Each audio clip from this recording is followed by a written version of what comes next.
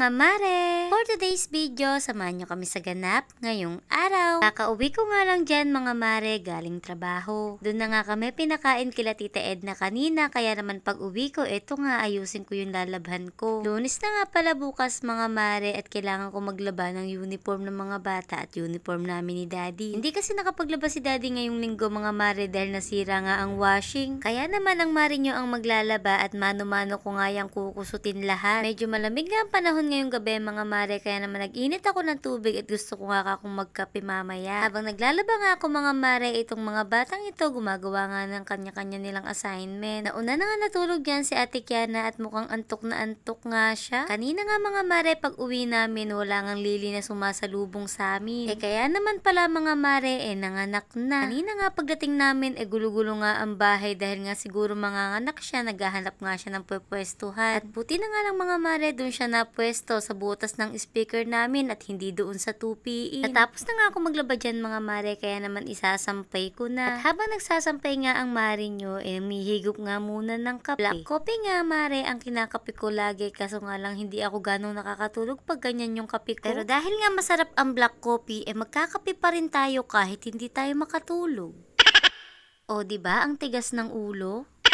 Sa wakas nga mga mare, na isampay ko na nga yung nalaban ko. Nang matapos nga ako magsampay mga mare, at ito nga matutupi ko na nga yung kumot na matagal na nga nakasampay dito sa kwarto. Kumot at bedsheet nga pala yan na matagal na nga nalaban ni Daddy at nakasampay lang. Aminado naman nga ako na hindi ko lahat talaga kayang gawin yung mga trabaho dito, lalo't pagod na nga ako sa trabaho. Pag nga lang kaya-kaya pa, tsaka nga lang ako nakakagawa. Bandang alas 12 nga, kaya pala kako hindi ako makatulog. Ito palang si Ate Kiana ay nilalag na. Kulang ba mga mare yung nanay na kapag may sakit yung anak parang hindi rin mapakali. I mean, parang nararamdaman mo na may sakit yung anak mo. Mahipo ko nga na sobrang init ni Ate Kiana, agad-agad ko na nga siyang pinainom ng paracetamol. Nang mapainom ko na nga siya mga mare, pinunas-punasan ko at ayun nga ginisawan naman. Pinuntahan ko nga tong si Lily at nalabas na nga doon sa pinag-anakan niya. Ito nga si Daddy umalis at akala ko kung saan nagpunta, bumili pala ng thermometer. Iba kasi talaga mga mare ang nervyos namin pag si Ate Kiana na nga ang nagkakasakit. Kinabukasan nga, medyo tanghali na nga akong nagising. Puyat nga rin kami kasi ni Daddy kagabi dito kakabantay kay Ate Kiana. Buti nga mga mare, nung magay ayos na nga yung pakiramdam niya. Nasabi nga namin kay Papa Edel na nanganak na nga si Lily at agad-agad naman nga niyang pinuntahan. At sa unang pagpupuntis nga ng Lily namin mga mare, meron na siyang 4 na anak. Oh my God, lola na ba ako? Charis.